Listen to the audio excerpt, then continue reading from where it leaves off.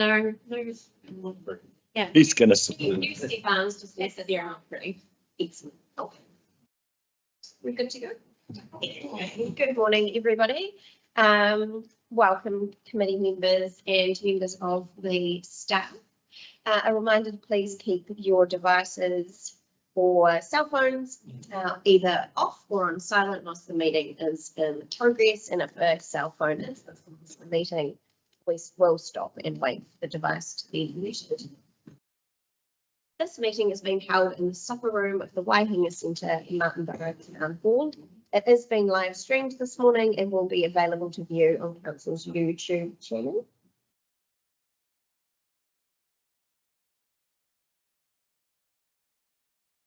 Sure. The health and safety, the emergency exits for this room are the door. You came in that way or that way, and if we need to evacuate the building, a reminder that to please use one of these exits and assemble outside by the playground. Please remain at the assembly area until the building has been confirmed. Could you please all stand and join me in the opening karakia?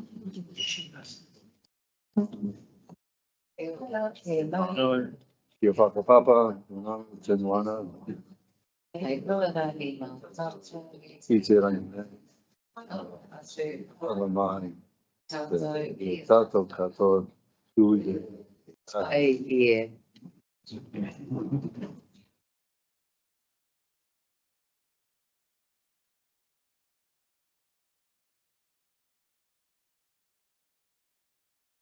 We have apologies this morning from Councillor Elams and Violet. Do I have a mover for those? Oh, and the Mayor for potential lateness. Mover. Thank you, Councillor Old and Councillor Maynard as our seconder. All those in favour, please say aye. All those against, no. The motion is carried. Haven't got any conflicts of interest to declare this morning. No. Okay.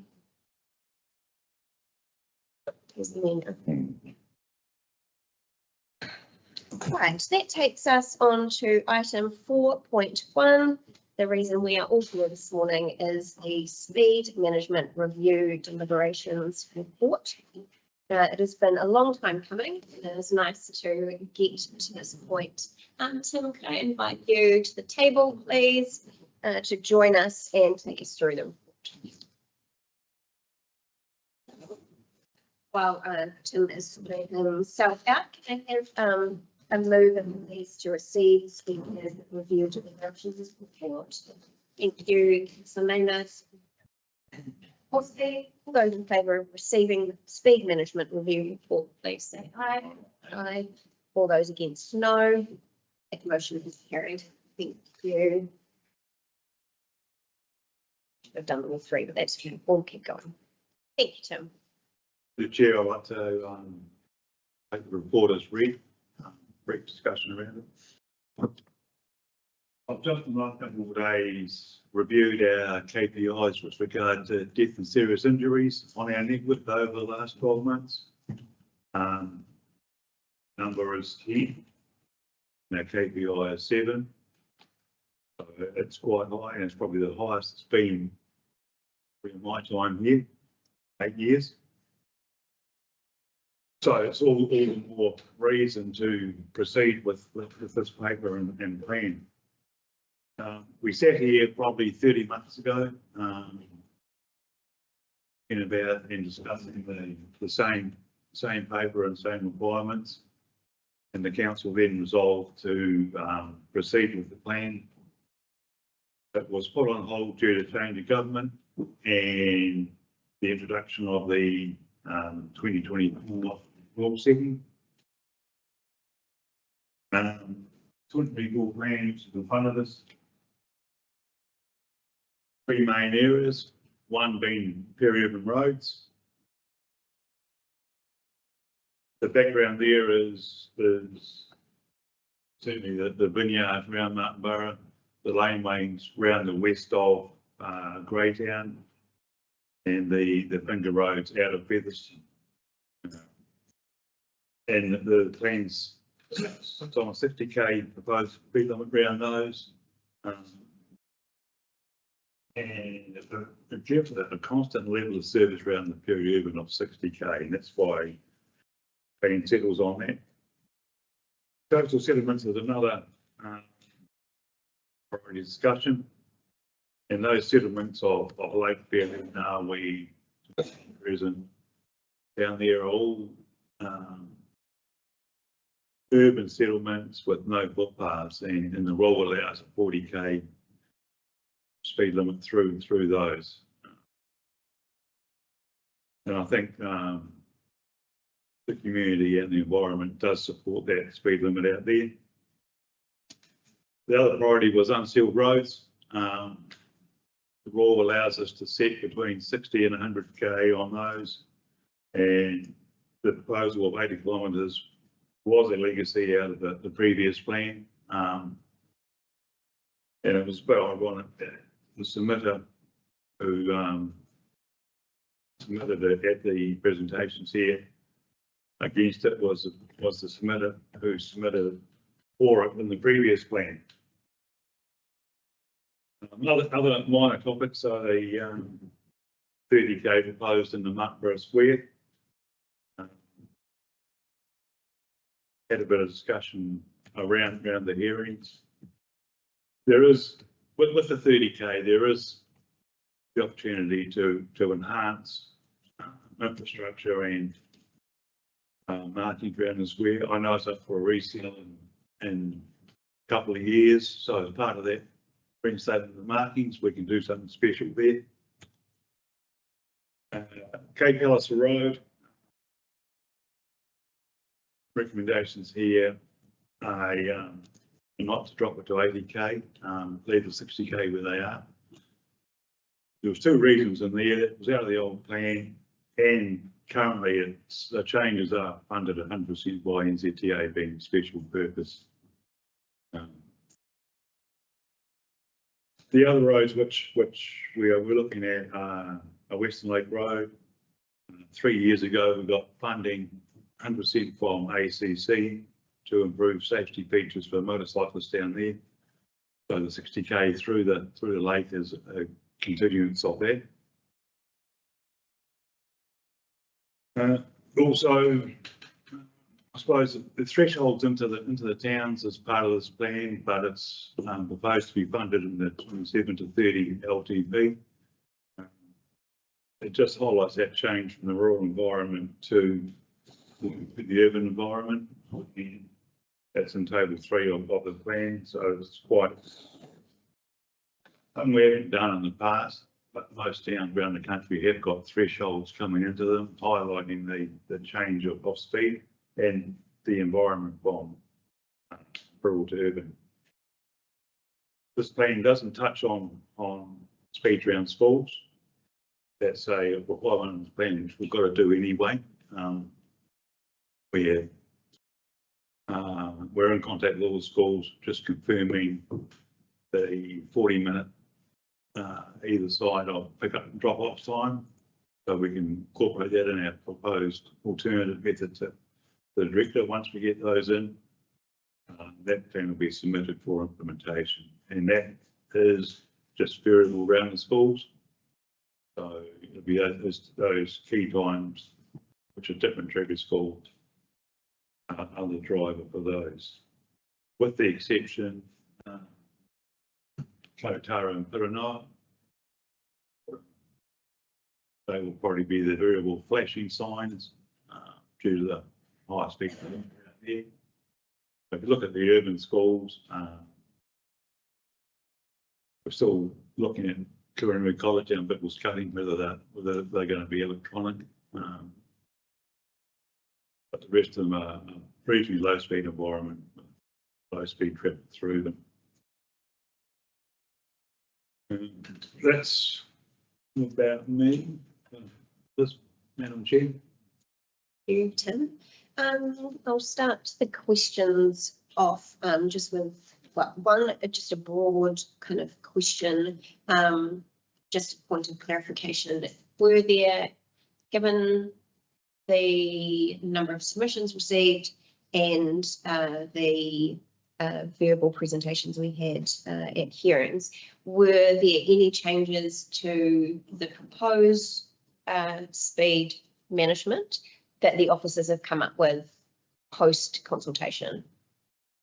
Recommendations around Cape Palace for those Yes. 100K section. Perfect. And one of the sort of themes, I think, of the hearings was some concern around the change of speeds in certain sections of or stretches of road, 60, 80, 100, that sort of thing. How do we plan to address that, or has there been anything done post consultation to address that level of concern about changing speeds on certain sections of road? The only situation where that occurs is on Lake Perry Road, coming in from could be a landfall or Martin Road transport, 100 to 80 past there, and transitioning down to 50. All it does is just reinforce that the traffic has got to slow down, and each speed is set out at the minimum distance required under the plan. So it's just reinforcing that slowing down through that transition from high speed rural to the urban built up area at Perry Road. Would it be true to say that the parameters under which this iteration of the speed management plan has been done, that the new rule is much more prescriptive? Like when I look at the sort of the land transport rule under section 7 compliance, like it's quite clear where we have to sit. For instance, urban roads with no footpaths, that has a clear speed. So this iteration is much more prescriptive, would you say? It is. It fixes limits or limitations between the speeds, and we're proposing within those parameters. We did get advice about the square definition of where it sits. Seemed to be unique in the South Waikato being one way, and the environment is. And NZTA come back to us and said, well, they're happy with that definition. Could also be a civic space, which is even lower. And when we leveled on that 30K through there, in my opinion, what the rule is wrong. It should allow RCAs the ability to set within and use that as a maximum speed, because we know our community, we know our network. And if you're setting at a max or under a maximum, gives you that ability to make those bespoke changes for your community. People that know those communities best. Councillor Olds and then Mr. Mayor. Thanks very much, Tim. Very comprehensive report, and it covers off lots of things. There was one question I had. You opened your report by saying that there had been 10 fatality or serious injuries, which was above, I guess, what's the threshold? I guess there is such a thing. I'm just wondering if you have a breakdown of how many of those were local residents or people who reside in their community, or they were tourists related, or people who are visiting the area. No, I don't have that data, but I think the average is it's local people who die on local roads. The serious accident out here was different, but I think there'll be local people when. I suppose over 8 years I've been here, I can tell you where every fatality has been on the roads in those 8 years. You live with them. You always think, have you done enough? Was it your fault? And some of those have been tourists, but they are local students. So the reason I asked this is because it's about familiarity of the road itself, and a lot of our presentations and submissions are people who reside in the area and who know the road intimately, rather than those who come to and visit our district, for instance, and don't know the road that well. So yeah, I guess we can't cater for 2 lots of, does it come to the reason? So that's the reason I was asking the question. So thanks, Tim. Thank you, Mr. Mayor. Yes, thank you. I was just thinking a sort of variable speed limit. Yeah, it is. Yeah, we recognise your number plate, so you can go 100. Exactly. Yes, well, I guess 4 of Tim's 10 injuries and deaths are accounted for by a single accident outside the vineyards nowadays. So reflecting on the submissions and particularly the oral submitters, Madam Chair, I find myself at the end agreeing with all of those people who said, let's make it simple and consistent. And when I look through the original proposals of up, down, up, down, up, down, I think actually that is very unhelpful. What we want is a speed limit that people can pretty much predict without having to look at the signs even, because it's just the way people behave on the roads to a certain extent. They often do what they expect they're going to be required to do. So I find, for example, the notion that we have 60 km on something called peri-urban roads. Most people don't know what a peri-urban road is. I don't know what a peri-urban road is either. For me, there are either urban roads or there are rural roads. And I think all urban roads should be 50, end of story. And if people come into the district from outside and they quickly come to understand, you're going by houses, shops, people, you go 50.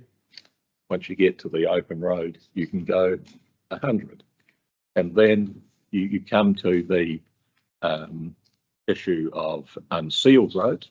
And bit of the recommendations I do agree with here.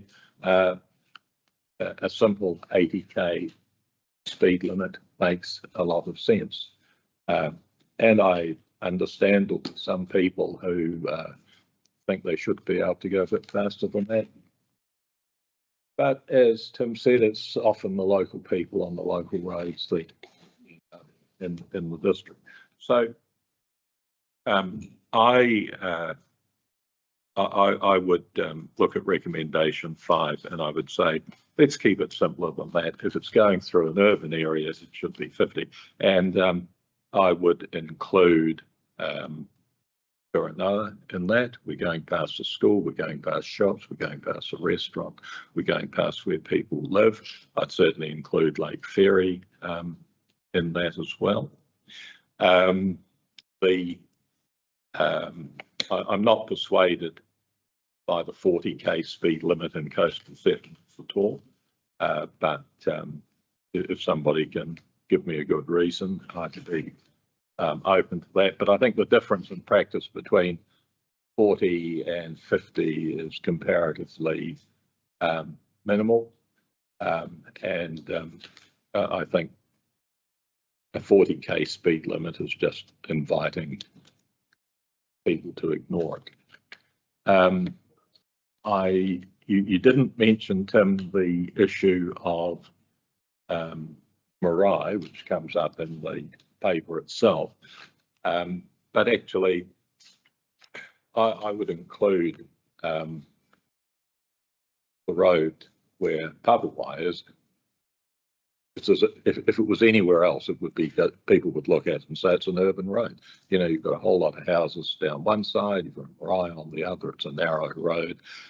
For all intents and purposes, it's as urban as the road that I live on, for example. I'm not persuaded that the speed limit outside Kuanui needs to change.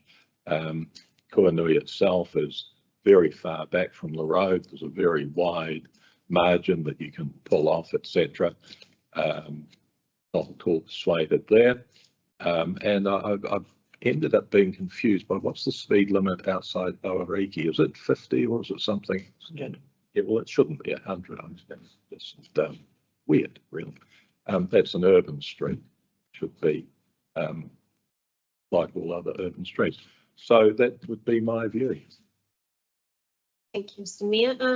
Any feedback on any of the mayor's comments, Tim? I'm uncertain. So one of the things Mr. Mayor said was around the change of speed limit to 40 on our coastal roads. Is that though because they are urban streets with no footpath and the rule says urban streets with no footpath, 40 k's? And it can be 40. Can be or must be? And Can be. And thanks, Madam Chair. Thanks, Tim. Great report. One of the submitters that I was really impressed with was Doug Ryan, who presented towards the end last week, who was the former police officer who looked after road safety. And I think that the expression that he used was we put it through the complicator. We made everything too complicated, and he encouraged us to keep it simple. Keep the square down to 30, which I see that is what it is. Would you agree that this is where we're at, that we are keeping it simple, that we're fixing these speed limits in a zone where, as the Mayor said, people expect it to be 50, they will expect it to be 80. the proposal is simplistic, a lot more complicated and in depth and had speed limits all over the place. I think what we've done as part of this is looked at the environment adjacent to the changes. Yeah. The environment around the vineyards and Peritona Mountains is vastly different than the environment out here on Strasbourg Street. So there is a demarcation for a change of speed limit, and I think the environment up there and the other very urban wouldn't be conducive to the same speed as urban areas as 50 kilometres. So compliance ain't going a little, and we're not making that many friends of people who are going to continue to get speeding tickets. Well, it's not already enforced that much over here, is it? There's more and more of it. Yeah. Yes. Okay, thank you, Tim. Thank you. The difficulty we're faced with today as we go through the deliberations of each point is the balance of keeping it simple with the balance of understanding compliance. So whilst you might be able to just sort of strike a line through it all and say 50 everywhere, we have to balance that with, will people adhere to 50 if it's. I think also safety, it's all about keeping it safe, right? Is the primary driver. Compliance, safety, simplicity, and all has to work together. Councillor Plum. Yeah, thanks, Madam Chair. Look, I find myself in an unusual position of tending to agree with the Mayor a little bit here. In the keep it simple, stupid. The reality is that if people can understand the simplicity of a speed limit, they will tend to abide by it. And I use the example of Turangi to Taupo when NZTA had something like 8 speed changes in 50 kilometres. Nobody knew what speed to go. And it was just the most ridiculous stretch of State Highway 1. And I think we're in a little bit of danger of doing that here. If we have 60, 50, 40, 30s, people just won't know. And I think that makes it even more dangerous. So like you, Boz, I was moved by, I can't remember what his name was, who basically said simple, so that people understand it and would be more likely to abide by it. And Tim, you know the difference between 50 and 60 kilometres down one of the streets out the side of Martinborough there is what, 10 seconds in the length of that street, if that. So I don't think it's, we're not making it difficult for people to get to where they need to go. We're more likely to get compliance by keeping it simple. The second thing I'd like to quickly touch on, Tim, you and I spoke a number of times about the safety of our bridges with our trucking firms and turning some of our smaller rural bridges into one lane bridges, and the ones that have been raised, you and I have talked about a number of times, one in our domain and one in Carterton's on the back road to Masterton, on the Ponatai Road. The truckies are probably the worst one is over the Rimahanga. What's that bridge? You know the bridge I'm talking about, Tim. At Kokotau. And is that still something that we can look at within this environment? Because when I drive up through Vinegar Hill area, Cheltenham, they've turned all those bridges that are not dissimilar to the width that we've got into one lane bridges, and all of a sudden people feel a lot safer on those roads. Is my sense driving it quite regularly. And Woody, you're a truck driver. You know, a narrow bridge makes people feel nervous when a truck's on it with a car, and a simple, you know, stop. What one lane bridges makes it significantly simpler, and it's a bit of line painting and a bit of education. But is that something that can be done as well under the low cost, low risk? Yeah, the governing factor for a one-lane bridge is the width. Below a certain width, it's got to be 1 lane. The width can be, here I say, adjusted or amended by painting edge lines across it to narrow the lane width to meet that minimum criteria. And really,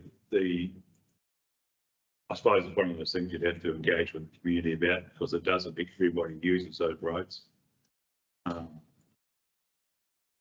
the cost of it is minimum, just probably half a dozen signs and a bit of road marking per bridge. Okay, thank you.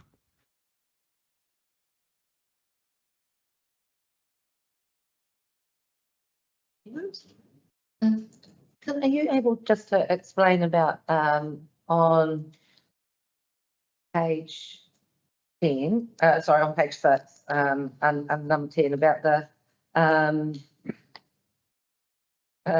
where we're going with regards to the variable speeds? Hang on, I don't think I'm asking about the right place. Renewable trial. Yeah, the VMS. So the that's about the pilot, or am I on page 11, number 10, variable speed on peri-urban roads? So where the pilot and what the reasoning is behind this? There was a pretty passionate submission presentation here with regard to the introduction of variable speeds along on the road for a time. Got on board and did a bit of investigation. I believe there is an option there to implement it if investigation is done. But I think it is part of that.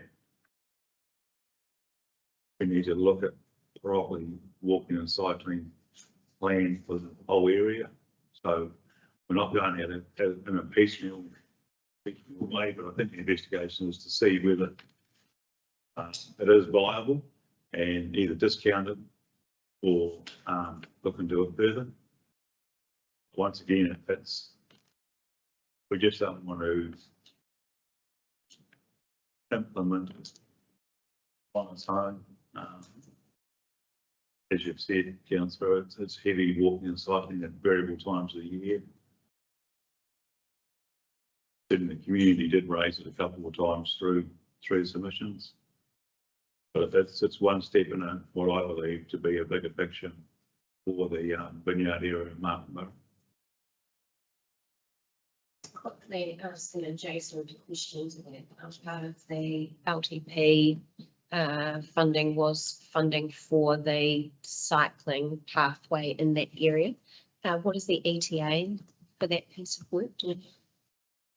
No, we this financial year, so it's just a matter of Sometime within the next 12 months. It's in the near future. Yes. Certainly in council speak.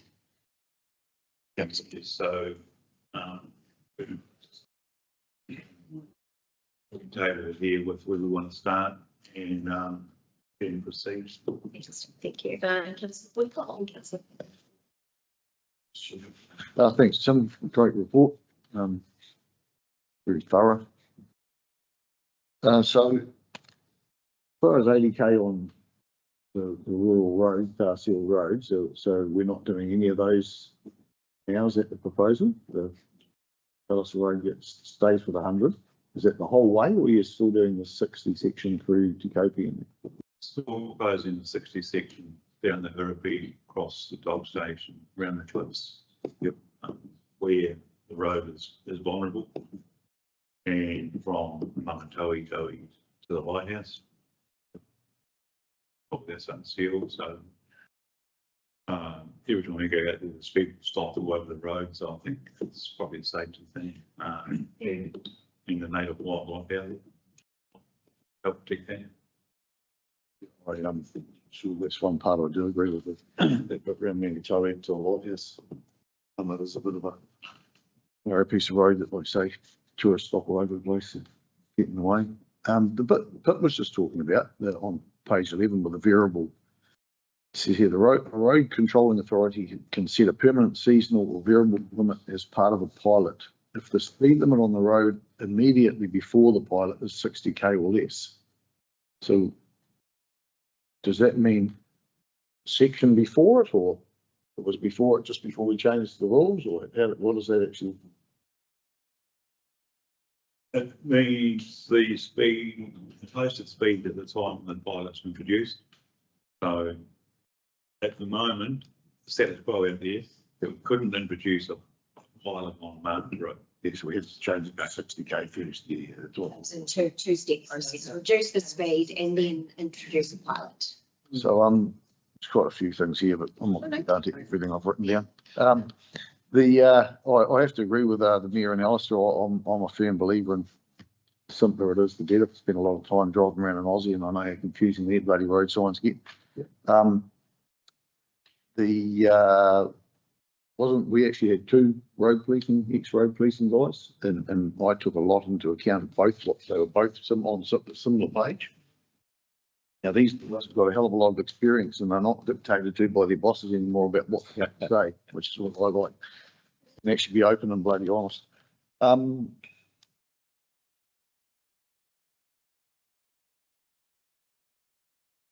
were a few, in particular, of people that I thought put very good submissions in, especially ones out the coastway, especially Wangamona Road. So Wangamona, we're not going to 40 at Wangamona now. We're cutting that, lifting that up a bit.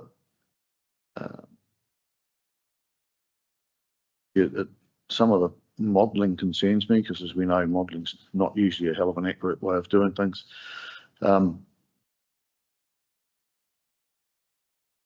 Apart from costs and implementing some of these things, which is also a bit of a worry, and some people would put as far as the rural roads, they're more like 100 anyway. I'm good with that. Gravel roads, I wouldn't mind them going to 80, but I definitely wouldn't want them going to 60. But it does concern me about the cost of the signage, especially when I see get stuff sent to me that Fulton Hogan really have all the signage sitting there ready to go. It's a bit like predetermination. But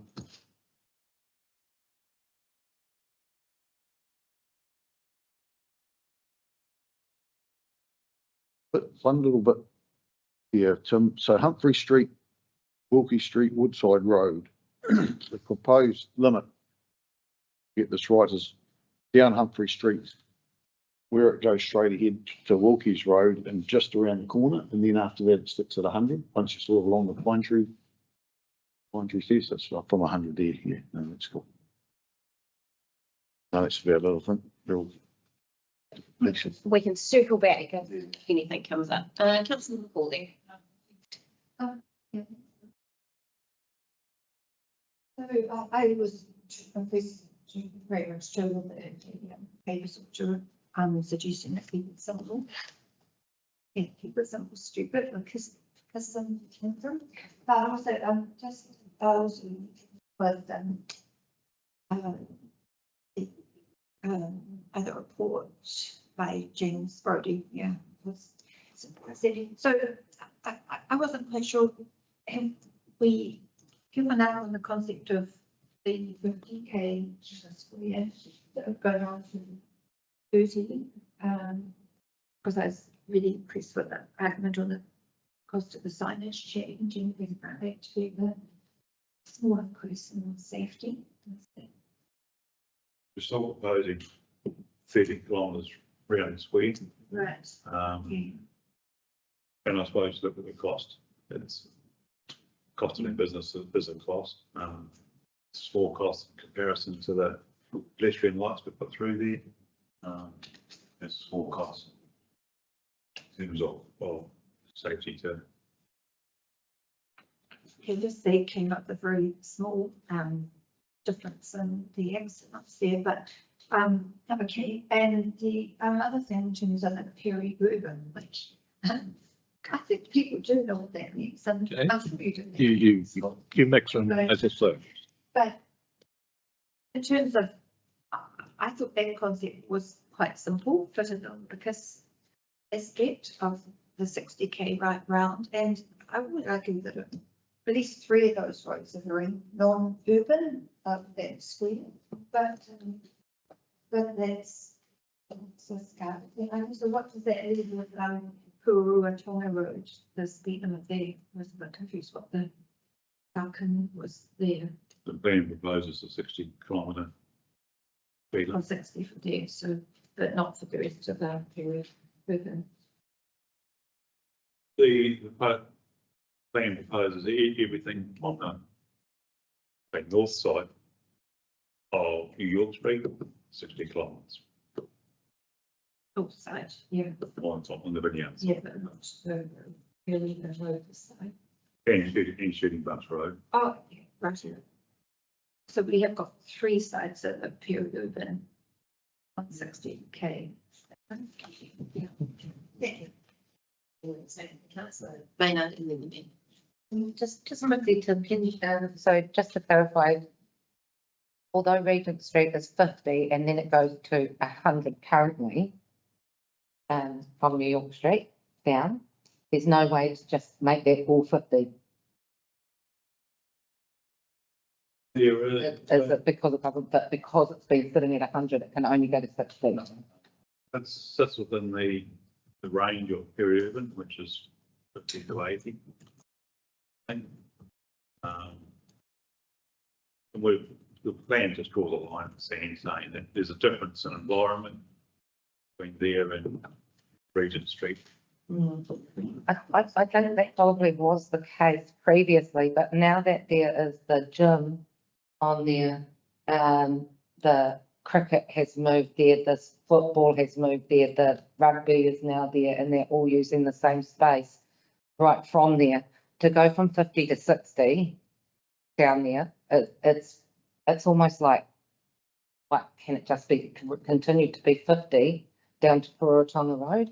Because of course, you know, the reason that's stated here is Hauriki Marae, which is also correct, but I mean, it would just make sense to keep that all 50 instead of it being 60.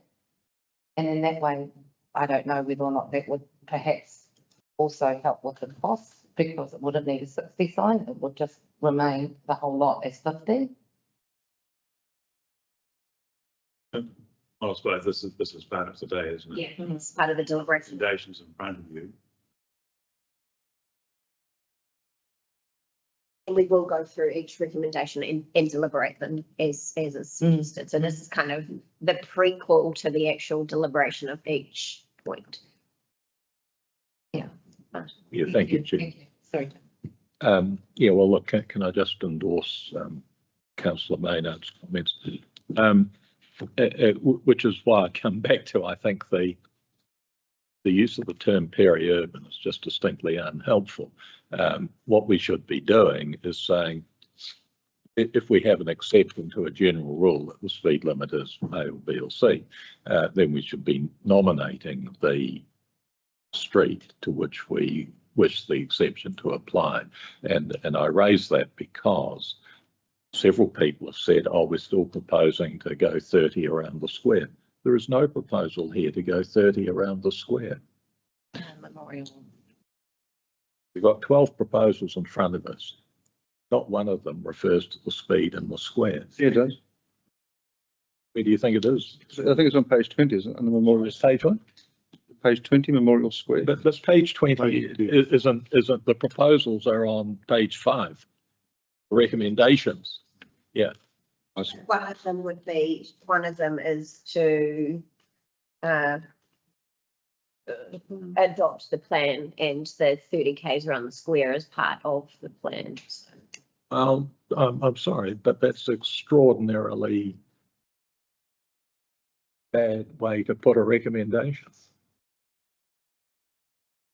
Through the chair, I'll check with Tim, but I think the recommendations in the paper are the changes that are being proposed to what's in the plan. So not every, we can't go through every single road in the plan with a recommendation. So yeah, and then 12 is recommend the chief executive approves and certifies the final speed management plan for Correct. submission to the director of land transport. So by approving that recommendation, we are thereby approving every change that's within the entire plan, and we aren't going, you know, we don't have enough recommendations or time in the day to singularly and individually approve every change in the plan. So there are a number to deliberate and then approve the plan. That's my answer. Well, I think that's a terrible way to do things. I mean, what we're being asked to do is, in that case, in one recommendation, to approve kind of a whole lot of stuff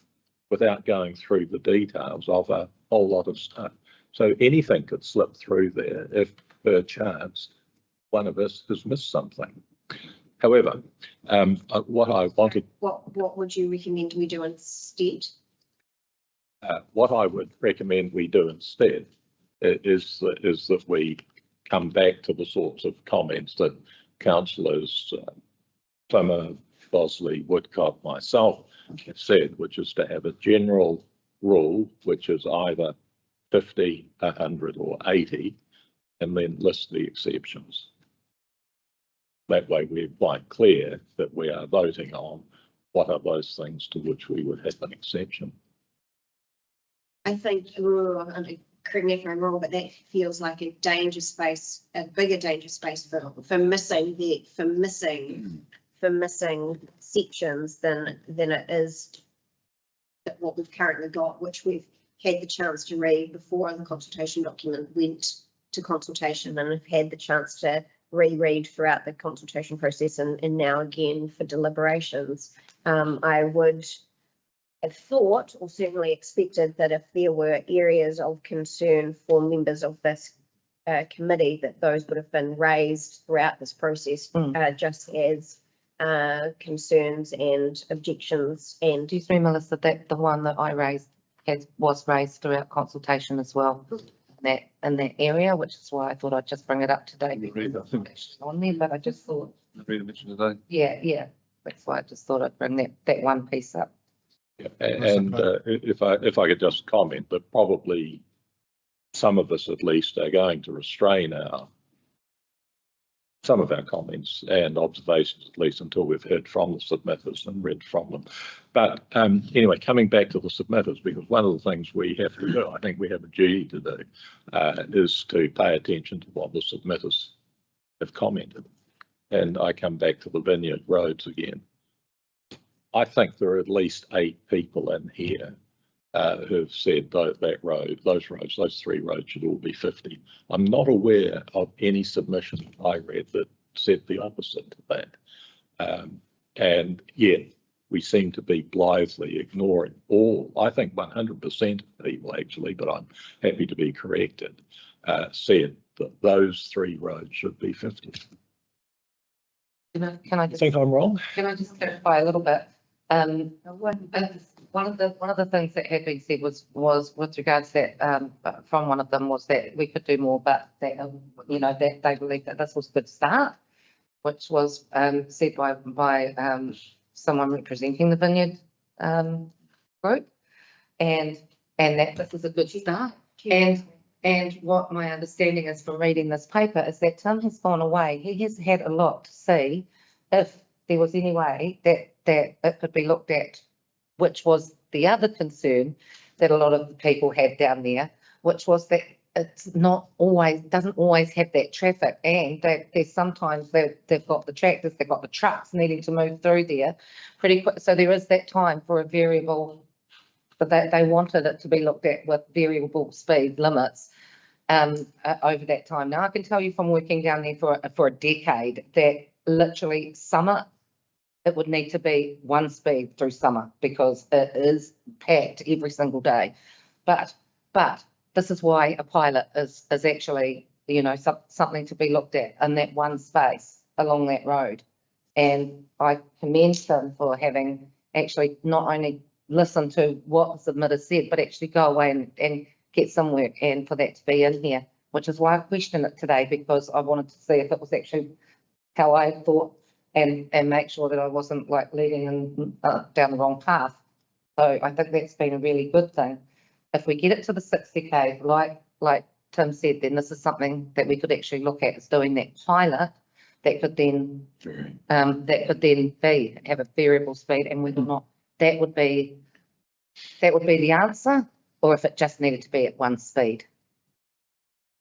So I think that that's kind of where that whole thing came through with what the work that Tim's done. Please correct me if I'm wrong, Tim. That's just what I've kind of come away from with that. And so if it was just that one speed, and I can tell you right now, lowering from 100 to 60 is massive. And it's already a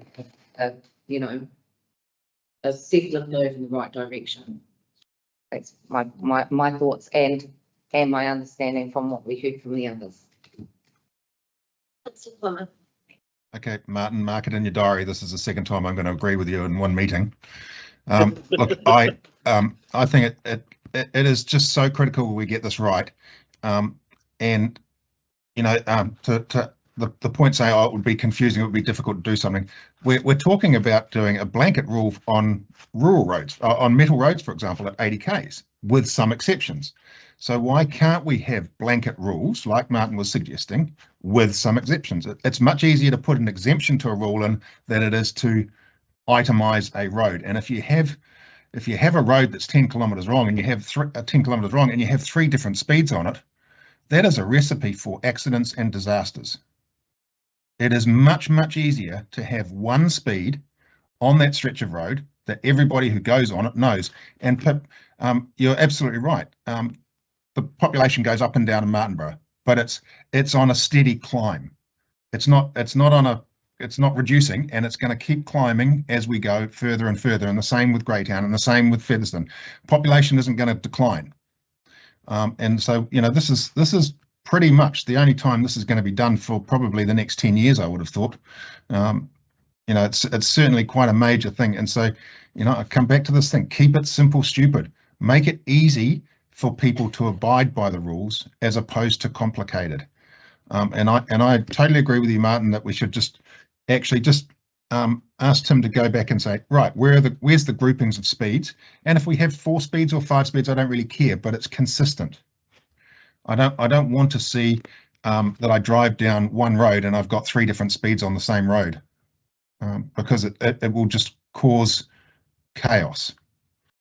So you know, that's how it puts that whole all 3 roads to 60. And I'm quite, if 60 is what you want, that's fine. But at the moment we've got we've got 12 different recommendations here, and then we've got how many other different things in the paper. It's complicated, and you know, we've been, you know, Pip, you and I have been through this twice now. I can't remember who else was on the last year's, well, was it Colin? Yeah. So, you know, we've been through this, and I'm as confused now as I was then, because it's not simple. And I just think, you know, if we're confused about how this is going to be rolled out and implemented, imagine if you're somebody driving here.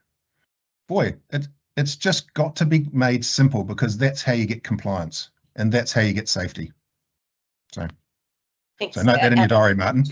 Just to be really clear, Alistair, my concern is that if today it is this group of people who are making exceptions to the list. The risk is we miss roads, or because we are not roading experts. We are here to make decisions based on officer recommendations and submissions received. If we are now going to go through this entire report. and No, I'm start not saying- suggesting that, Melissa. I'm not suggesting that we do that today. What I'm saying is say, actually, let's send this back to the officers, say, do more work and come back with a simplistic, a much more simple system for us to adopt. That's not our job to go through this and say, this road needs this road needs that. That's, Tim is the expert here. I But it argue needs to that be- you don't agree with Martin quite as much as you may have suggested, but thank you, councillor Bowles and councillor Maynard. Yeah, no, thanks, because I've been listening to the debate and it's actually quite interesting. But I have to give Tim credit because he spent an awful lot of time looking at where those high risk areas are. And if it means in some circumstances that there is a variation from the norm, as Alistair said, sort of 80k and 100k or 50k, then it's because for exponential reasons why, and obviously the risk factor would be that much greater, and therefore needs that that variable speed to be dropping 10k, perhaps less than the 50k that was recommended. So I commend Tim and his team, for instance, at looking at those high risk areas and applying that logic to what we have presented to us today. So, Councillor Maynard. I actually agree with you there. And I think one of the things that makes it a little bit confusing is just because you see the same name and then it's talking about the different parts of where it is and that, but you can see that it's actually, a lot of it is being streamlined, which is what previously Alistair would ask them to go away and do. And so I actually see a lot more of that streamlining than what we have seen previously. I think that with the instance of being able to make that one change because where it sits in town, that would be great. And then, but everything else, I believe that we actually have the answer to be able to go and check with regards to that main peri-urban, I was going to call it arterial, but like it's that road on what else we can do there to be able to meet the needs.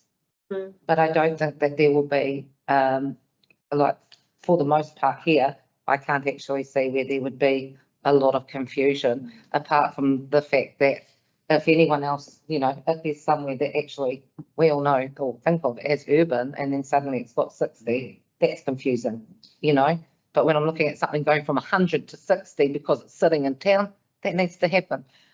I would be deeply reluctant to defer decisions on this paper to another time, to send this back to council officers. There's potentially another council as well that will be looking at. that's right. Yeah, we need to around. We have been through this is our second go at this. Yeah. We've been through a full process, a full consultation, delibs and decisions made. We were incredibly frustrated at that point in time due to a rule change. We were unable to implement those changes. In the time between that piece of work being done and this piece of work being done, lives have been lost on our roads. Whether or not a change in speed would have changed that, I'm not sure, but that is an important thing to remember. This piece of work has taken the previous work, the new role, Information and information, and it has made tweaks and changes to make the overall speed management plan more user friendly. We won't get this 100% right in terms of we won't please everybody, but our job here is to make decisions, not to get things 110% right. And if we push this back, I think we're doing a disservice to our community and what could be, making moves forward to actually get things safer and better for our community. I do think that we need to start looking at recommendations, because each of the recommendations will result in deliberation and debate anyway. So unless there are any sort of general and broad comments, I'd like to start moving forward. Councillor Mayland. I'd just like to touch on something else that Tim raised today, which I absolutely agree on, and that's that there's currently no walking, cycling plan for Martinborough. When, you know, we have over 600 bikes that just disappear and there's none left on the roads in the weekend. So I think that, that to be able to rent. Is there any way that there could be a recommendation for that to be looked at, whether or not it's looked at from, And yeah, on what that would look like, what we're wanting, which areas we know a lot of the walking and the cycling's happening, and then that can go from there. Whether or not, I mean, it's just to start working on that because it's needed. And it missed out on the cycle trail thing, you know, like that went through the other towns. So I think that would be a good part. So whether or not, if there's any way to add in 13, recommend it. anyone can raise an individual officer. Yeah, so start thinking about how you word it, Councillor Woodcock. So, couple of comments. First, I actually found it quite interesting in New Zealand Police's thing stating about future automated enforcement for speed. Makes me wonder about their new road user charges, electronic regulations. But anyway, nowhere, Tim, is there anything I can find in here for a budget for road education and signage? Is there any way of getting NZTA funding for stuff like that? The proposal here is currently been approved by NZTA. We're one of the few councils in the country to have our 24 funding approved. We do subsidise the Local Road Safety Council in their team, and part of their commitment is education to the wider community and all aspects of the community.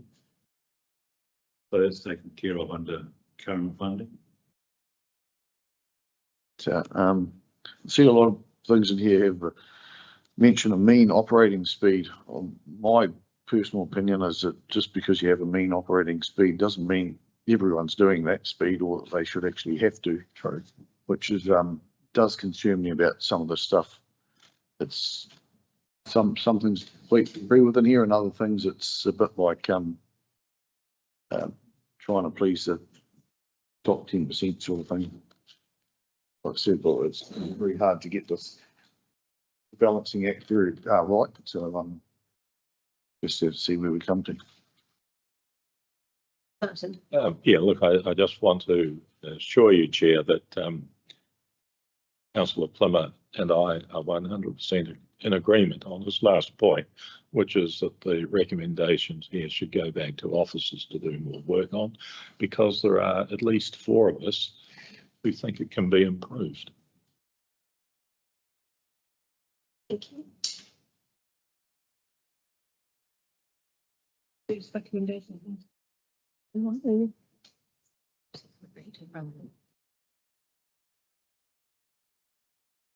Sorry, just a process question from there to from here. I am going to move recommendations 2, 3 and 4 that we receive the draft speed management plan, receive the full set of submissions of the 2025 speed review, and to note that 220 submissions received and that 15 submitters spoke to or provided a written statement to the hearings committee. Do I have a seconder, please? Thank you, Councillor Bosley. All those in favour, please say aye. Aye. All those against, no. Motion is carried. That brings us to recommendation number 5, which is to deliberate on the proposed 60-kilometre speed limit on peri-urban roads and recommend any amendments to the draft speed management plan. So this is where we take all of the things we've already discussed this morning, any amendments, changes or recommendations, so that we can move forward. Martin. Well, I will move an amendment that all peri-urban and urban roads be 50 kilometres per hour.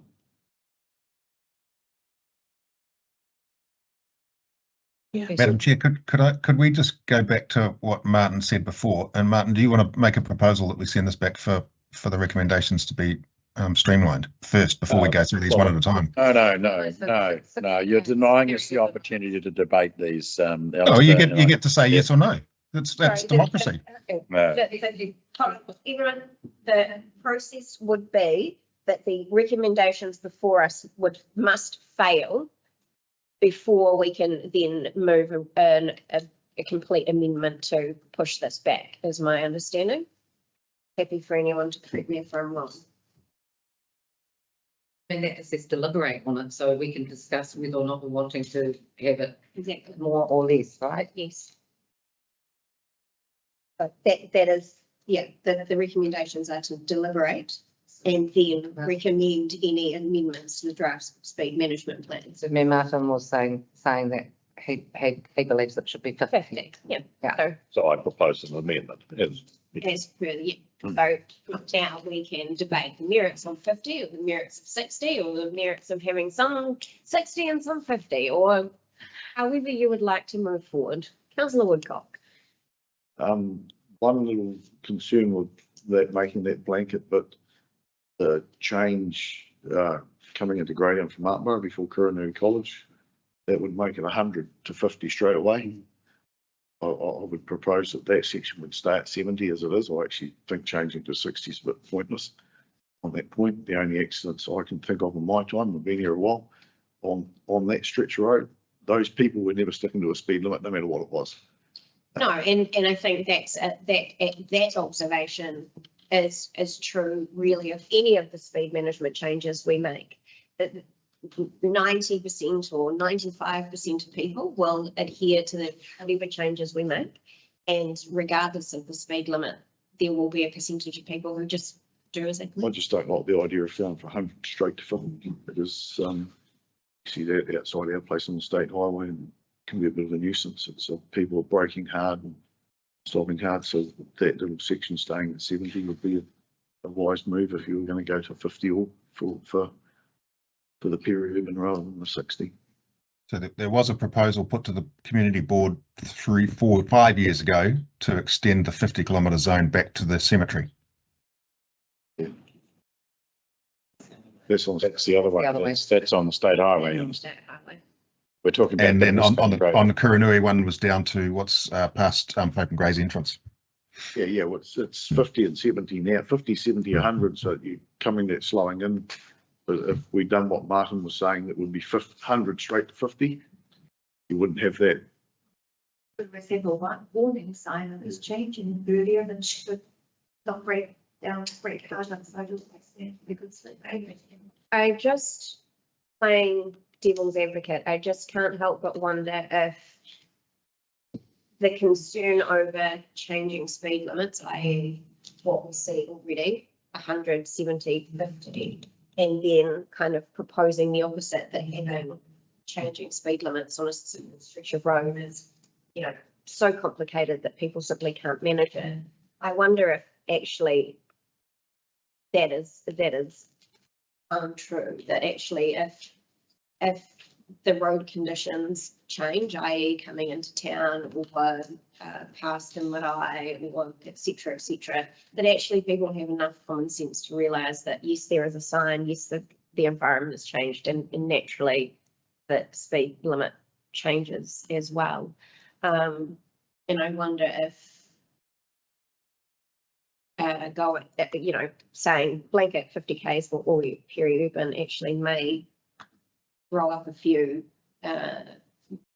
difficulties than, unintended consequences than just going to 60, which kind of provides that easier transition to whether it's 50 into town or 100 out.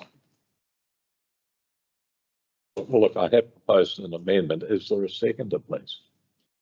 Well, we're still in the deliberation phase. I would have thought let's deliberate and then get to an amendment change. Can I ask a question to Tim? So Tim, would that, the peri-urban road, would that include, so from coming in from would where does the peri-urban road start on Princess Street? So from the bridge, so it would be from there, it would be 50 rather than being, because I suppose we're looking at it becoming 60. Where at the moment, it goes to 70. So with that. 60 from the bridge to the church. We'll call it the main street. No, to New York Street, big down to 50 from there, right? Which is much better than the 60, see there's all the pressures that we get there, that corner. So I'm just trying to work out if it was to 60, then anyone turning onto those other roads would then know that that 60 would make sense. So that's where my head is, so I think I'd prefer to keep it at 60 myself, if that's the case. So 50 from the bridge. no, so it would be 50 from the bridge at the moment with the change that Martin's asking for. Yeah. And what I'm saying, if we, Yeah. so it could work either way, I suppose, if it's all peri-urban and that includes that stretch, that Puratona stretch will go to 50, then that would make it easier for people to know that actually it's 50 there, 50, you turn here, it's 50, turn down there, it's 50. And just bear in mind that it's peri-urban in all the towns, so Yeah. not just here. So whilst it Yeah, no, but I'm just wrapping my head around. it's a concern here, but does it work equally in Greytown? Does it work equally in Featherston So or? boundary road would You've already got it. 60 k's. You don't know, I've already had it at that one. 6 Any road? 50, Yeah. 50. 60 is current, but the mayor's proposing goes to 50. So the road will become 50. Yeah. Oh, that bit you were talking about, but coming into town, everyone's slow on that bridge anyway, or you should be. Yeah, from this end here, but I'm Hitting 50 there is not a big. like Featherston, we've got boundary road, for instance, which is on the outskirts of town. So that's currently, I think, 60, 70 years. So that would drop to 60 under this proposal. 50 under Martins. Yeah, which is probably a little bit of an idle. Would be illegal at 70, like certain big roads like that are a bit. Where we, I don't know, some people are like a speed limit actually, it's actually a target rather than a limit. And I think the road you're talking about as well is a bit different because that's our road. That's not one of the state highway roads. So it's, That's how, yeah. we're actually talking about where you're talking about, because that's Bidwell But it's cutting road, it's not. coming around here. That's what I said. Oh, no, there's- Ours is on the state highway, Yeah. coming off the Rimutaka Hill it's a state highway, so. So where you're talking about with, Madam Chair, I'm a little concerned because we're going to go through each of these individually and we're going to end up That's- spending the best part of the day Yeah. going through this. I think, Yeah, no, I'm just allowing for some deliberation. So yeah, what that's, we've got before us is a proposal for 60. The mayor has proposed an amendment, as he's rightly pointed out, an amendment to 50 will require a seconder. So we'd be looking for a seconder for the 50 blanket rule amendment to this. from 60 to 50. From- Yes. Yeah. Bearing in mind that a number of these roads would be dropping 100 to 60, and under this amendment would be dropping. 100 to 50, yeah, which is too. So the first step would be looking for a seconder for the mayor's proposed amendment. one question. Well, Does this leave many sections at 70k in our district? Or does it get rid of most? The plan as it is at the moment eliminates all 70 k's. Yeah. You've got rid of that confusion, so you've got rid of that speed. Yeah, that's good. I think change law. yeah, which is what I was saying before. I'm not sure that there's as much complication as perhaps we think. And I am concerned that there is risk if we start doing too many changes, that actually the unintended consequence of that is a level of complication. I am looking for a seconder for the mayor's amendment, and then if we get that, we would be looking to vote on the amendment. you're talking about 10k difference. And if they're already having to slow down to 60, is it actually? I'll second it to move this along. So at this point, we would be then, we have a mover and a seconder for the amendment to 50. We would be looking to vote for the amendment. If that passes, then that becomes a substantive recommendation, we would vote again. If it fails, we would be looking to go back to as it stands at 60 and vote there. So what I'm looking for is a vote on the amendment to move to a blanket change of 50 Ks. All those in favour, please say aye. Aye. So is that you as well? Alison? Yeah, So 1, 2, 3. The motion fails. So now we're back to 60. So we're looking. Nobody's had the opportunity to vote nay. There might be several exemptions. Means, yeah. All those against, please say no. Staying on that, yeah. 1, 2, 3, 4. The motion fails. 1 abstention. So we're now back at 60. Do we have a mover, please, to recommend that the 60 speed limit on peri-urban roads is adopted for the draft speed? An amendment to that? Hang on, you have to pass that, so you. So we'll look. I'll move that. Debate, so, Yeah. so you'll move that. Got a second, please. Councillor Bosley. Both of you have the opportunity to discuss, but Councillor Woodcock has a I proposed. think the conversation, the discussion and debate's been done, so. And me. One slightly amendment there, I agree with Pip, that the Regent Street, the 50 up past on the right. If we can somehow work that into it. And so I had my hand up for was this.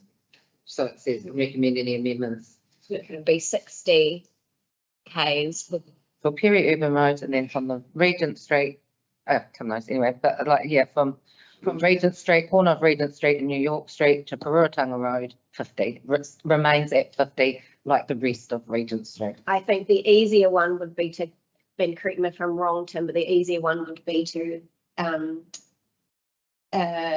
allocate that section of region as an urban road rather than peri. Yes, can we just instruct that of you, or do we need to vote on that as a separate recommendation? That would then change like whether people sit rural or our ratepayers. We're doing this road by road now. No, no, this is just a. Just the This recommendations. is just for one change for that part. Okay. So we're just gonna take a quick adjournment. Adjourned. I think we'll just adjourn for 2 minutes. Okay. Let me just.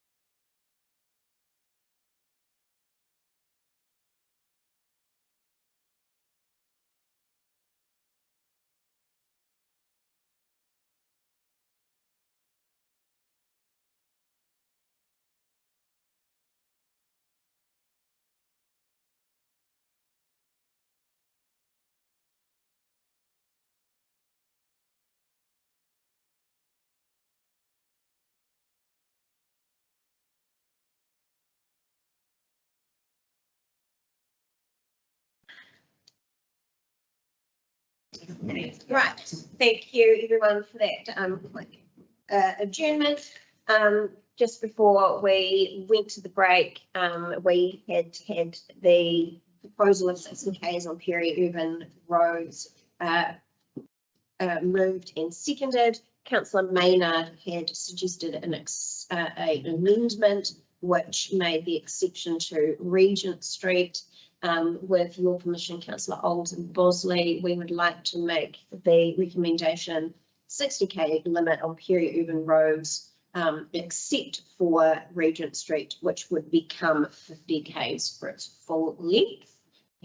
Approval from both of you for that, thank you. Unless there is any further debate on that, we will move to a vote. Councillor Maisie, you're in, right. Let's shoot you. All those in favour of recommendation 5, 60 K speed limit on peri-urban roads, with the exception of Regent Street to become 50 Ks for its full length, please say aye. Aye. Aye. Just pop your hands up just so we are clear. 1, 2, 3, 4, 5. All those against, please say no. No. Thank you. 2 against. The motion is carried. Right. Number 6, deliberate on the proposed 40 K speed limit in the coastal settlements and recommend any amendments to the draft speed management plan.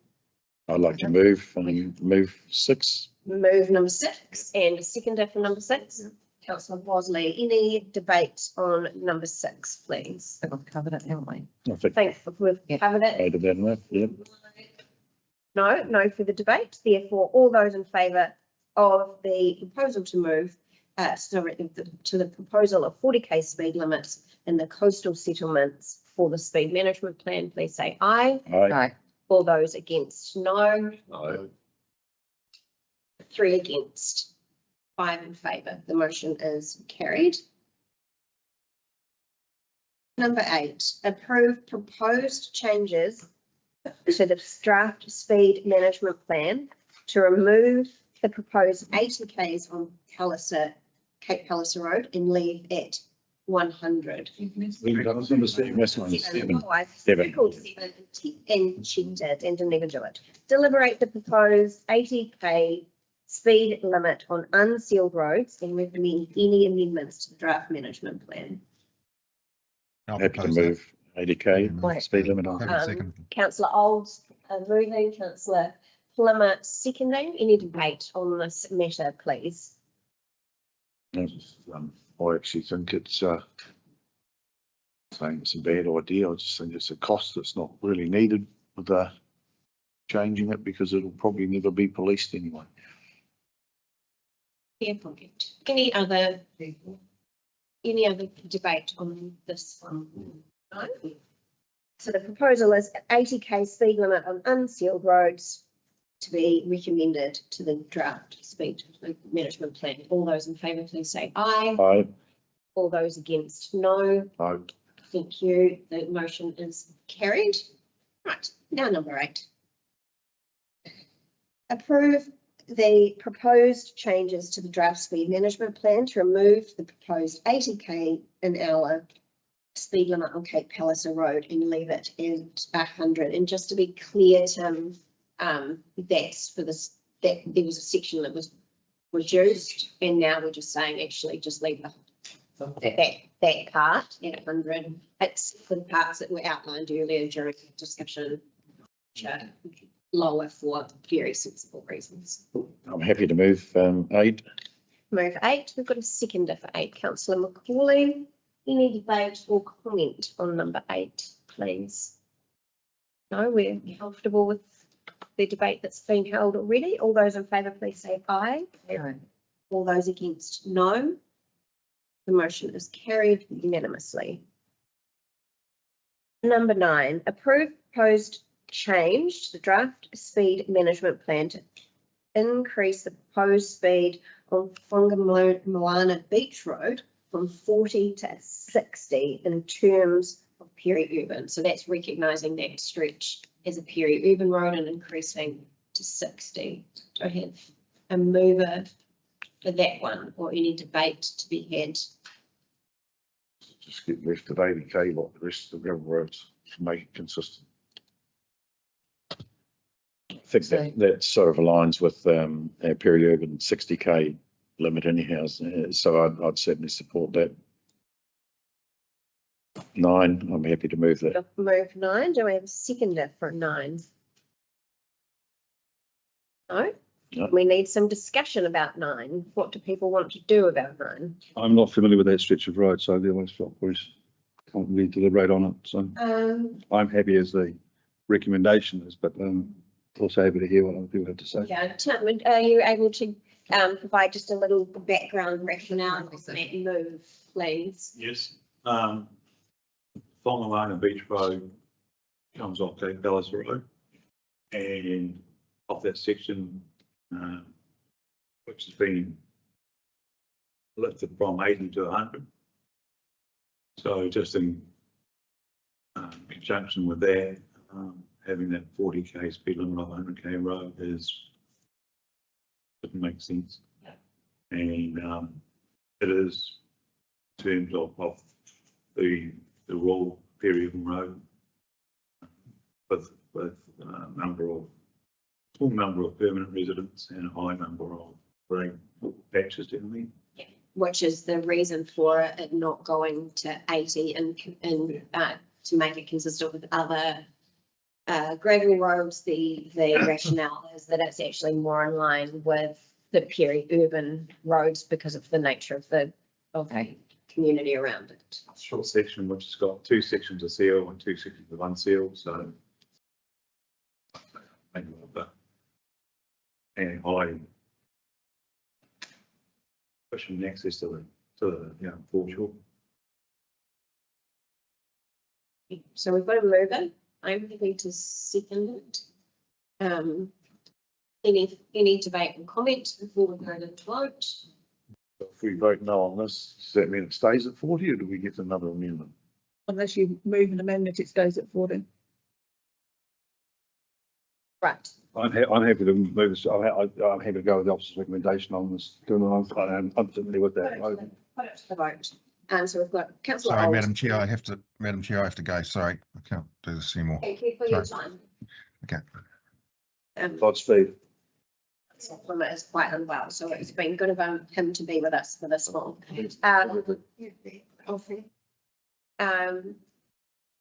All those in favour of the increase of the proposed speed on Whangamana Beach Road from 40 to 60 in line with peri-urban roads, please say aye.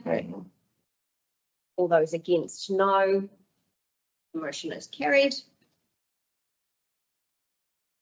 Number 10, recommend officers investigate the option of implementing a pilot trial for variable speeds on Hongaroa, Orangatanga Road, Martins Road and surrounds during peak periods of cycling and walking. I'm happy to move this one. Seconder, Councillor Bosley. So, sorry, you're saying that you're wanting to implement it. Prior to it being implemented, would it come back here? Because I think costings would need to be discussed. Investigate. Yeah. Can I just see? Sorry. No, just further what you're saying, but just, I agree, like what's going to happen. Investigate the option of implementing. What do we? Yeah. We that actually kind of mean what investigate the option of Interpretation of the rule. We need to get advice on that with regard to NZTA, whether it is a viable option. Right. That's the implementation. Okay, thank you.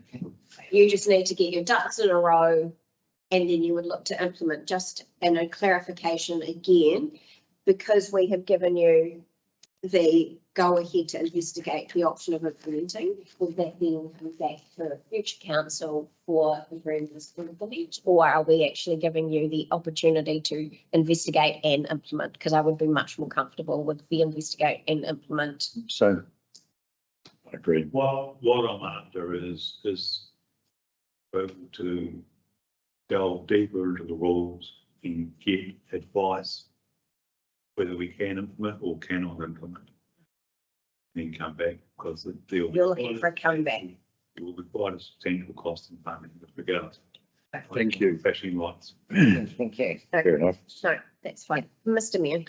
I would imagine, Tim, if we've already, as we presumably are about to do, set the speed limit along there at 60, there's no way we can actually suddenly declare it to be 60 at certain times and something different at another time without actually coming back and revising the whole thing again, which I imagine would also involve consultation again and deliberations again, et cetera, et cetera, et cetera, unless we give ourselves somehow that option right now. I'm seeing. Through the chair, I think earlier Tim said that if the speed is reduced to 60, which you have done in your previous resolution, then we can investigate a trial of a variable speed limit under the rule. That's written into the rule. So this is an investigation of whether that would be viable or not. Also, the pilot sits under a different rule to the speed setting rule. All right. Thank you for that background. I have moved. Councillor Bosley has seconded. All those in favour? Aye. Whoa, okay. Of number 10, all those in favour, please say Aye. aye. Aye. All those against, no. The motion is carried. Number 11, recommend officers incorporate all proposed changes from today's deliberations into final speed management plan. So that's just taking everything we've agreed to and making sure it goes in, and recommend the Chief Executive Officer approves and certifies the final land speed management plan for submission to the Director of Land Transport. That means it actually gets to move forward and become the way it should. So I'm looking for a mover for both of those two. Thank you, Councillor Bosley, and a seconder. Thank you, Councillor Maynard. Any discussion, please? No, that being the case, I am asking you to please vote on those final two recommendations. All those in favour, please say aye. Aye. All those against, no. I would like to make one further recommendation though. Okay, so sorry, we'll just, all those in favour, no. Those two are carried. Councillor Maynard. So that was that to recommend that officers start a draft walking cycling plan for Martinborough with or with help from Martinborough Community Board and the Martinborough Wine Growers Association. So that's a recommendation. Recommendation. Yeah, they have been raised earlier. Let me check. I think Tim said earlier that was already I think it says in the long-term plan already. in the long-term plan for this year anyway. No, No, that's the pathway. So, sorry, just to be clear, what it is that you're asking when you say a plan, a walking cycling plan. So there's nothing currently at the moment here. Tim and I. I think it's more of a strategy than a plan. strategy. So it's thinking about and it's specific to Martinborough because of the large number of rentals, cycles, etc. that come here. So it would be to request the CE. I would just remind the table that the low cost, low risk that you approved as part of the long-term plan included a walking and cycling strategy pathway for the vineyards in Martinborough. It was very specific in its wording. So it's already there to be done. So the funding is already in the low cost, low risk. But there's no plan or there's no strategy at the moment. And It's a direction to. The usage at the moment is, I won't say unruly, but Isn't. we've got no control, no infrastructure to support better use and more controlled use. And in conjunction with that, the vineyards, they are the sole beneficiaries of anything we do out there. But part of that, the council was talking about would be to get some financial assistance from them as well. And the option is, are we, by doing the path, encouraging intoxicated transport mode users onto the road? That's all part of the strategy. Okay, well, we have a recommendation proposed by councillor Maynard, so we will be looking for a seconder for that. Is that to develop a strategy for, Yeah, so I think that's words were develop a walking and cycling strategy for Martinborough in consultation with the community board and the Wine Growers Association. I'll second. Sorry, sorry, Chair, I just, I pick up on what Janice is saying, is that we've already committed to this through our long-term plan and obviously through the funding mechanism. Is that not giving council officers a direction to go ahead and look at that and being funded, or do we have to have that included in? Me if I'm wrong, but This is speed management I'm talking about, yes. yes. So my understanding is that through the LTP, we have set aside funding for a off-road pathway along in front of Vineyards. I'm not sure that we've set aside any funding for a strategy plan, Okay, thought process that kind of takes captures it all, yeah. that connects the rest of Martinborough to that pathway in that specific area. Right, And I think, and it's not my recommendation, but I think what councillor Maynard is suggesting is actually as a council and as a community, there needs to be more thought about actually the management, the integration, the infrastructure of how cycles, and I think you stated perhaps 600 mutable cycles plus others that come into the area, navigate their way around the town for the safety of riders and the safety of other road users. That's what I'm hearing, and I'm not sure that we currently have that piece of work anywhere. I look at what's happened with at Hastings, Havelock North, with the cycle pathway they put through there, and how that's benefited and taken a lot of the cyclists, especially around Havelock, around the vineyards there, off those streets, off those similar roads to what we have, and onto that, onto that one pathway and the benefits there has had. So, I would see that, strategy It's possible. Yeah. there as well. Cycleways seem to be a very polarizing topic within our community, and we have kind of gone a little bit adjacent to the speed management plan, but cycleways in general seem to be polarizing. I would support this piece of work specific to Martinborough. yeah, Primarily because of its tourist-based use, the vineyards, in its current layout. I certainly wouldn't be looking to, thinking about cycleways as a general. No, this is how that. This is a very It's just something that has come up time and time again during the speed management plan, that I think we'd be remiss not to have something here that just states that this will be progressing. Yeah, I think the thing to understand is that nothing can happen within council without funding, and we are now into a new funding year. So the thought process, if this is to move forward, is where is the funding for this piece of work? Talking strategy though, right, rather than actually implementation. Still, but the staff time to create a strategy comes with a cost. So we need to think about, where that funding would come from and what potentially that funding might. Just in terms of what councillor Alders was saying, could it perhaps be deferred for the next council to make this decision, since we've been committing the council to extra funding? Not sure quite. Potentially. Yeah, but this just isn't started. Yeah. I actually am in favour of the proposal, but I'm going to vote against it for a couple of reasons.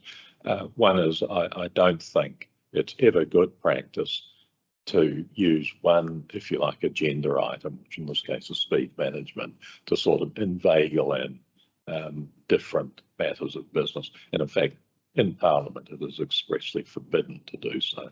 And I think whilst it's not expressly forbidden here, we should recognise that we're talking about a separate issue, and we should have a paper from officers coming back to a future meeting detailing actually what would be involved in that, because there are costs, and not only the ones you mentioned, I can think of a few more. There will be. And it is going to presumably displace something else. And I would appreciate before a definitive vote that we actually get some advice from Janice on what she imagines would be involved. But having said that, I'm very much in favour of the. So you're in favour of the proposal, just not on here. So would you prefer this just to be an action? To be honest, I would if it's, I mean, I mean, there's a lot on at the moment, and but I'd certainly very invite. back to the table from Janice. And parameter around and see what's the strategy like. Very good idea. Well done.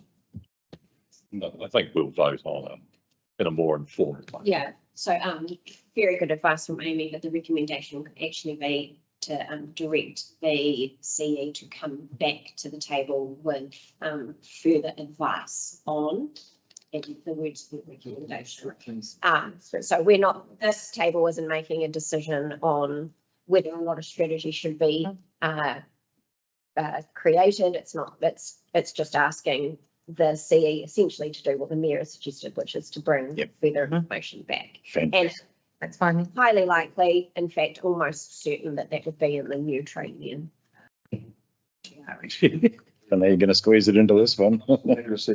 Yeah, so then think, can you just read the words? Sandy?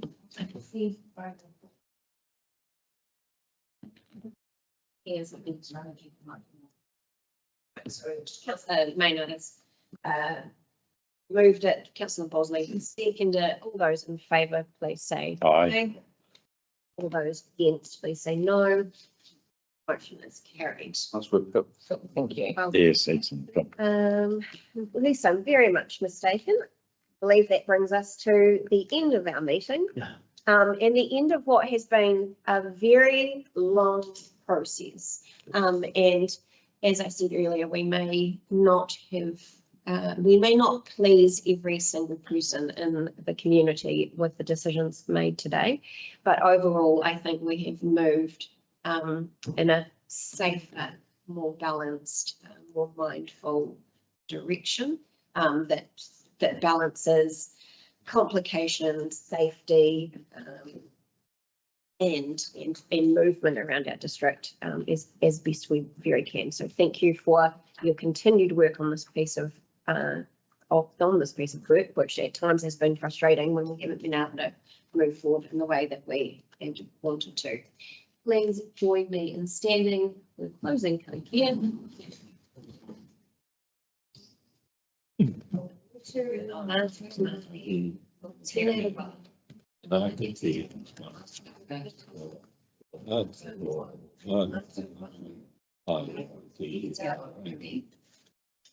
Thank you, everyone. This meeting is closed and starting.